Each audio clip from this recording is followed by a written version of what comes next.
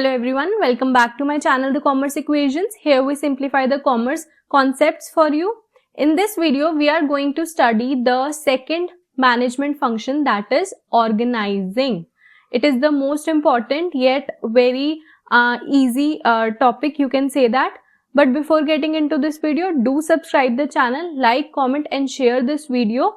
So let's start with the meaning of organising. Organising मतलब क्या होता है? चीजों को ऑर्गेनाइज करना. अब हमारी as an organisation we can say that हमारी मैनेजमेंट के पास क्या क्या चीजें हो सकती हैं. हमारे पास रिसोर्सेज हो सकते हैं. रिसोर्सेज में हमारे पास क्या आती है? मैन आते हैं. हमारे पास मैन पावर है, हमारी टेक्नोलॉजी है, हमारे रिसोर्सेज में हमारे पास रॉ मटेरियल है. ठीक है, ये सारी चीजों को जब हम ऑर्गेनाइज करते हैं अपने प्लान के अकॉर्डिंगली, जो भी हमने प्लानिंग प्रोसेस में किया है उसके रिसोर्सेज को अरेंज करना, यूटिलाइज करना, राइट टाइम पे राइट जगह पे यूज करना, कैसे कैसे उन चीजों को ऑर्गेनाइज करना है, वो हम सारा ऑर्गेनाइजिंग में पढ़ते हैं. ठीक है, उस प्रोसेस को हम ऑर्गेनाइजिंग कहते हैं.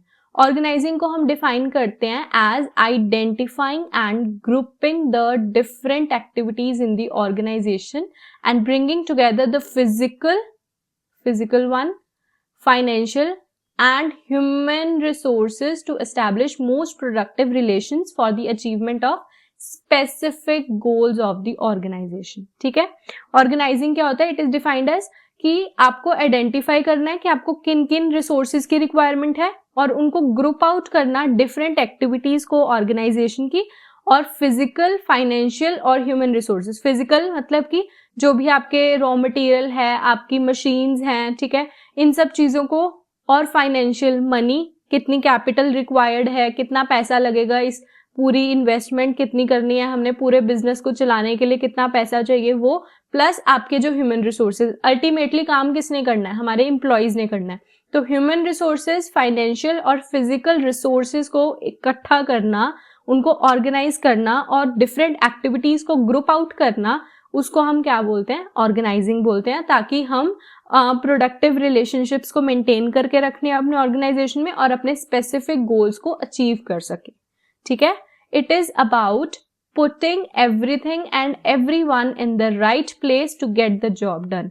काम करने के लिए राइट प्लेस पे हर चीज को क्या करना? चीजों को भी पुट टुगेदर करना और ह्यूमन रिसोर्सेज को भी पुट टुगेदर करने को हम क्या बोलते हैं? ऑर्गेनाइजिंग बोलते हैं. Next up we have importance of organising. क्यों जरूरी है हमारे लिए organising? Number one, it clears the roles and responsibilities. अगर हम चीजों को ऑर्गेनाइज करके रखते हैं, इन जनरल अगर हम लेमैन लैंग्वेज में भी बोले, हम अपनी अगर चीजों को, पर्सनल चीजों को ऑर्गेनाइज करके रखते हैं, घर में कोई चीज को ऑर्गेनाइज करके रखते हैं, तो हमें पता होता है किसकी क्या रोल है, किस बंदे का क्या रोल है, किसकी क्या रिस्पॉन्सिबिलिटी है, उसको सब चीजों को, सब बंदों को पता होता है. ठीक है, तो सेम वे एक ऑर्गेनाइजेशन में भी अगर आपकी ऑर्गेनाइज्ड ऑर्गेनाइजेशन होगी तो everyone knows what they are suppose to do. सबको अपनी ड्यूटीज पता होंगी, सबको अपने रोल्स पता होंगे, अपनी रिस्पॉन्सिबिलिटीज पता होंगी. इससे क्या होगा कि कंफ्यूजन नहीं होगी, किसी को भी किसी काम के अंदर कोई कंफ्यूजन नहीं होगी. नेक्स्ट इंपॉर्टेंस क्या है इसकी?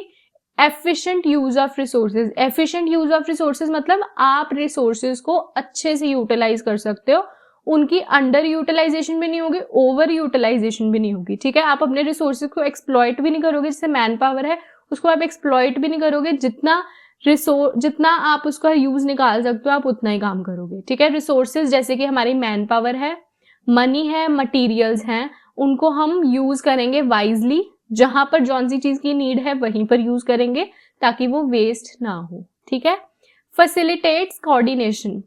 अब हर बंदे को अपना रोल पता होगा, अपनी रिस्पॉन्सिबिलिटी पता होगी, रिसोर्सेज को कैसे यूटिलाइज करना है, मशीन को कितना यूज करना है, मशीन कब कब चलेगी, कैसे कैसे इसमें काम होगा, सबको सब चीजें पता होंगी. तो हर काम क्या होगा? कोऑर्डिनेटेड वे में होगा. कोऑर्डिनेटेड वे मतलब कि डिपार्टमेंट्स जो हैं उनको भी पता होगा, एक दूसरे के साथ वो कोऑर्डिनेट करके चलेंगे, टीम वर्क के साथ चलेंगे. तो इससे क्या है? काम क्या होगा? स्मूथली होगा. ठीक है, next importance is it promotes specialisation. It promotes specialisation मतलब कि ऑर्गेनाइज्ड वे में अगर काम होगा तो जिसको जौन सा काम आप सौंपोगे, जिसको जौन सी रिस्पॉन्सिबिलिटी आप दोगे, उसको पता होगा कि मैंने ये टास्क कैसे करना है, तो वो बार बार जब वो टास्क करेंगे तो उनकी स्पेशलाइजेशन हो जाएगी। Task are assigned based on the skills. आप उन्हीं वर्कर, जिन वर्कर के पास स्किल्स हैं, आप उन्हीं को ही वो काम दोगे जो वो पर्टिकुलर स्किल के लिए, मतलब पर्टिकुलर स्किल जिसमें लगती होगी। तो स्किल बेस्ड काम अगर होगा, जिसके अंदर जो स्किल है आप उसको वही काम दोगे। इससे क्या होगा, क्वालिटी भी इंप्रूव होगी और काम करने की स्पीड भी इंप्रूव होगी। तो इससे क्या है, एक पर्टिकुलर स्पेशलाइजेशन जिसकी जिस चीज में है आप उसको वही काम दोगे। ठीक है। It helps in growth and expansion. Helps in growth and expansion, आपका हर काम क्या होगा, ऑर्गेनाइज्ड वे में होगा, तो आपका जो बिजनेस स्ट्रक्चर है वो क्या होगा, स्ट्रांग होगा। स्ट्रांग होगा तो ग्रोथ होगी, आपका बिजनेस एक्सपैंड करेगा। ठीक है। एड्स इन अडेप्टेबिलिटी। एक वेल ऑर्गेनाइज्ड कंपनी जो है वो क्विक रिस्पॉन्सेज देती है कोई भी चेंज, कोई भी डायनेमिक चेंजेस। अब मार्केट क्या है, डायनेमिक है, एवर चेंजिंग है। समटाइम्स क्या होता है, पॉलिटिकल रीजंस की वजह से मार्केट चेंज हो जाती है, समटाइम्स आपके लीगल इश्यूज की वजह से चेंज हो जाती है, समटाइम्स डिमांड सप्लाई इनकी वजह से जो है चेंज हो जाती है, समटाइम्स मार्केट इन्फ्लेशन है, डिफ्लेशन है, इन चीजों की वजह से चेंज होती है। तो जितनी आपकी वेल ऑर्गेनाइज्ड कंपनी होगी उतनी जल्दी आप चेंजेस को क्या करोगे, अडेप्ट करोगे। ठीक है। तो वेल ऑर्गेनाइज्ड कंपनी जो होगी वो क्विक रिस्पॉन्ड करेगी, मतलब वो क्विक डिसीजन मेकिंग कर लेगी अगर उसकी ऑर्गेनाइज्ड आपकी जो है ऑर्गेनाइजेशन होगी। ठीक है। Next up we have process of organizing. It is the important question. ठीक है। It is important yet very easy. इसके 4 स्टेप्स हैं, step number 1, step number 2, 3 and 4। Easy है, आपको बिल्कुल लाइन वाइज इसको लर्न करना है, जल्दी से हो जाएगा, कुछ भी नहीं है इसमें। ठीक है। सबसे पहला स्टेप है identification and division of work.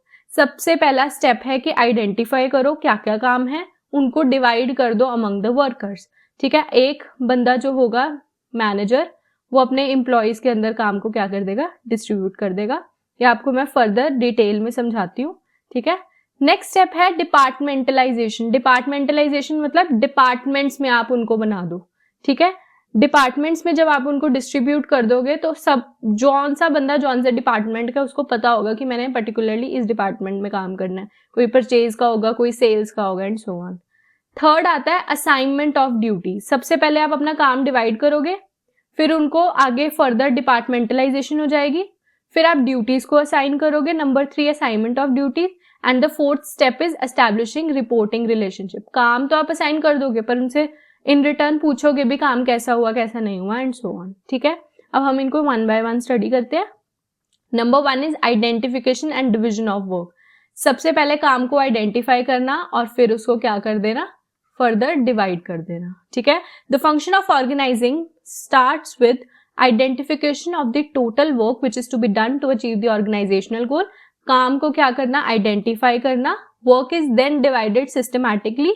Work को डिवाइड कर देना so that each person gets a separate task to perform. सबको पता हो कि मेरे को कौन सा टास्क परफॉर्म करना है। दिस हेल्प्स, अननेसेसरली डुप्लीकेशन भी नहीं होगी। अगर आप 4 तरह का काम है तो 4 बंदों को डिवाइड कर दोगे, इसमें काम डुप्लीकेट नहीं होगा और वेस्टेज भी नहीं होगी। किसी के एफर्ट्स भी वेस्ट नहीं होंगे, किसी की स्किल्स भी वेस्ट नहीं होंगी और रिसोर्सेज भी वेस्ट आउट नहीं होंगे।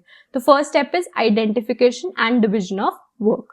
Second step is departmentalisation. Departmentalisation मतलब आगे फर्दर जो है डिपार्टमेंट्स में डिवाइड कर देना, मतलब जो भी ग्रुप एक्टिविटीज हैं उनको ग्रुप आउट कर देना, मतलब जो सेम एक्टिविटीज है उनको एक ग्रुप में डाल देना। तो ऐसे ग्रुप आउट कर सकते हो आप, मतलब यूनिट्स में उनको क्या कर सकते हो, आगे फर्दर डिवाइड कर सकते हो। जैसे ही आपका आइडेंटिफिकेशन और डिवीजन ऑफ वर्क हो जाता है, नेक्स्ट स्टेप क्या है, ग्रुप रिलेटेड एक्टिविटीज को कंबाइन करना, उनको यूनिट्स या फिर आप डिपार्टमेंट्स में क्या कर सकते हो, डिवाइड कर सकते हो। जब the process of grouping similar and related activities into groups of large independent groups, उनको हम क्या करते हैं, जब हम सिमिलर एक्टिविटीज को ग्रुप आउट करके एक पर्टिकुलर यूनिट बना देते हैं या फिर हम पर्टिकुलर डिपार्टमेंट बना देते हैं, उस प्रोसेस को हम क्या बोलते हैं, डिपार्टमेंटलाइजेशन बोलते हैं। ठीक है। The grouping may be done on the basis of function और प्रोडक्ट। या तो आपका फंक्शनल बेसिस पे हम डिवाइड कर सकते हैं या फिर हम इसको प्रोडक्ट बेसिस पे भी डिवाइड कर सकते हैं। ठीक है, डिपार्टमेंटलाइजेशन को। अब जो डिपार्टमेंटलाइजेशन होता है उसको हम फर्दर 2 टाइप्स में, मैंने आपको अभी बताया था, डिवाइड कर सकते हैं। One is functional basis, functional departmentation, and the second one is on the basis of product, that is divisional departmentation. ठीक है, जब हम फंक्शनल बेसिस पे करते हैं ना, तो हमारे फंक्शंस के, जैसे name as the name suggest, function के बेसिस पे डिवाइड करना. फंक्शन के बेसिस पे हम कैसे डिवाइड कर सकते हैं? For example we have purchase department. Purchase department का काम क्या है? रॉ मटेरियल परचेज करना, उसको आगे सेल मतलब देना. कोई भी परचेज रिलेटेड जितना भी काम है वो हमारा परचेज डिपार्टमेंट में होगा. ठीक है, और हमारा सेल्स डिपार्टमेंट होता है. ठीक है, कोई हमारा मार्केटिंग डिपार्टमेंट है. तो जब हमारा काम ऐसे फंक्शंस के बेसिस पे कि सेल्स का काम, sale is a function, purchase is a function, market करना प्रोडक्ट को इज अ फंक्शन. तो जब हम सेल्स के मतलब फंक्शंस के बेसिस पे डिपार्टमेंटलाइजेशन करते हैं, उसको हम क्या बोलते हैं? फंक्शनल डिपार्टमेंटेशन. और जब हम डिवीजन मतलब कि प्रोडक्ट के बेसिस पे डिपार्टमेंटलाइजेशन करना. Product in the sense, for example किसी कंपनी के वेराइटी ऑफ प्रोडक्ट्स है. एक कंपनी है, फॉर एग्जाम्पल अगर हम इसमें मेजर जो हमारा एग्जाम्पल हम ले लेते हैं, जियो है. जियो पता है, अंबानी का जियो है. वो वेराइटी ऑफ प्रोडक्ट्स में डील करता है. हमारे पास जियो के मॉल्स हैं, हमारे पास जियो के फोन के नेटवर्क्स हैं. ठीक है, फोन नेटवर्क्स हैं जो हम वाईफाई अपना इंटरनेट यूज करते हैं, वो जियो का है. हमारे पास एंटरटेनमेंट का सौदा, एंटरटेनमेंट जैसे जियो सिनेमाज है, वो सब है. हमारे पास जियो के स्कूल्स हैं, अंबानी के स्कूल्स भी हैं. तो इनका क्या है? वेराइटी ऑफ जो हमारे पास प्रोडक्ट्स हैं. तो हर प्रोडक्ट के लिए उन्होंने अलग डिपार्टमेंट बनाया होगा. ये तो नहीं है कि मैं जियो में फोन करके कुछ कहूँ तो वो बोलेंगे कि हमारा काम नहीं है, या ऐसे नहीं है, वैसे नहीं है. वो कहेंगे इस डिपार्टमेंट में फोन कर लो. जो स्कूल का डिपार्टमेंट होगा वो सिर्फ स्कूल रिलेटेड चीजें देख रहा होगा. जो एंटरटेनमेंट का होगा वो एंटरटेनमेंट रिलेटेड देख रहा होगा. तो जब एक ही कंपनी वेराइटी ऑफ प्रोडक्ट्स में डील करती है, तो हर एक डिपार्टमेंट, जो हर एक प्रोडक्ट है उसका एक डिपार्टमेंट बन जाता है. ठीक है, ये हम बड़े लेवल पे देख रहे हैं. अगर हम छोटे लेवल पे देखें, एक ही कंपनी है वो कॉस्मेटिक्स में भी डील कर रही है. ठीक है, वो ग्रोसरी में भी डील कर रही है. ठीक है, वो क्लोथिंग में भी डील कर रही है, वो हैंडलूम में भी कर रही है. तो जब वेराइटी ऑफ प्रोडक्ट्स एक कंपनी सेल आउट करती है, तो उसके हर एक प्रोडक्ट का एक डिफरेंट डिपार्टमेंट बन जाता है. उस डिविजन को हम क्या बोलते हैं? डिविजनल डिपार्टमेंटेशन बोलते हैं. ठीक है, easy to understand. Next third हमारा स्टेप था after departmentalization, assignment of duties. अब आपने ग्रुप कर दी एक्टिविटीज, कौन किस ग्रुप में है? कोई परचेज डिपार्टमेंट में है, कोई सेल्स डिपार्टमेंट में है, कोई ग्रोसरी का काम देखेगा, कोई सिर्फ कॉस्मेटिक्स का देखेगा, एंड सो ऑन. जब उनको अपने एम्प्लॉयज को आपके डिपार्टमेंट्स पता चल गए, अब नेक्स्ट क्या है कि एलोकेट करना काम को, डिफरेंट एम्प्लॉयज को डिफरेंट काम अलॉट करना. Duty should be assigned on the basis of, अब ड्यूटीज कैसे असाइन करोगे? नॉलेज के बेसिस पे, क्वालिफिकेशन, एक्सपीरियंस, कैपेबिलिटी के बेसिस पे आप क्या करोगे? डिवाइड करोगे. प्रॉपर मैच होना चाहिए जो भी उनकी जॉब, जो भी आपकी जॉब रिक्वायरमेंट है और आपके एम्प्लॉयज की कैपेबिलिटी क्या होनी चाहिए? अलाइंड होनी चाहिए, मैच होनी चाहिए. ये नहीं कि उसकी नॉलेज किसी और में है, आप उसको काम कोई और जो है वो दे रहे हो. ठीक है, तो ये चीजें क्या होनी चाहिए? मैच होनी चाहिए. Employees are assigned duties by giving them a document. उनको एक जॉब डिस्क्रिप्शन, आप एक डॉक्यूमेंट जो है वो उनको प्रोवाइड करोगे, उस पे उनकी ड्यूटीज क्या होंगी? मेंशन्ड होंगी. दिस डॉक्यूमेंट क्लियरली डिफाइंस कि क्या क्या कंटेंट्स हैं, क्या क्या काम आपने करना है और आपकी क्या रिस्पॉन्सिबिलिटीज हैं टूवर्ड्स दी जॉब. तो पहले क्या था? काम को आइडेंटिफाई करो, उनको डिवाइड करो. सेकेंड आपका क्या था? डिपार्टमेंट्स बना दो. थर्ड आप उनको ड्यूटीज प्रोवाइड करोगे, उनको ड्यूटीज अलॉट करोगे. लास्ट स्टेप आता है establishing reporting relationship. After assigning the duty, the next step is to clearly define the authority and responsibility. क्या अथॉरिटी है, क्या रिस्पॉन्सिबिलिटी है एम्प्लॉयज की. If two or more person is working together for a common goal, then it is necessary to define the relationship between them. अगर एक ही गोल के लिए दो बंदे काम कर रहे हैं, तो उनको क्लियर होना चाहिए कि उन दोनों के बीच में रिलेशनशिप क्या है, वो उनको क्लियरली पता होना चाहिए. अब वो कैसे पता लगेगा? आप एज अ मैनेजमेंट आपको पूरा क्लैरिफाई करना है कि कौन आपका सुपीरियर कौन है और कौन आप सबॉर्डिनेट कौन है, ठीक है। एक हायरार्की में पता होना चाहिए, एक जूनियर सीनियर का पता होना चाहिए कि कौन जूनियर है, ठीक है, और कौन सीनियर है, ये रिलेशनशिप पता होना चाहिए। तो ये हमारा लास्ट स्टेप था ऑर्गेनाइजिंग प्रोसेस का। आई होप आपको इजीली समझ आ गया होगा, कोई मुश्किल नहीं है, आप इसको थोड़ा रिवाइज करोगे आराम से हो जाएगा। इस पे क्वेश्चंस आते हैं, the planning chapter and the organizing chapter, इनको कंबाइनली करके इन पे हार्डली 2 या 3 केस स्टडीज आ जाती हैं नॉर्मली। सो बिल्कुल भी स्किप मत करना।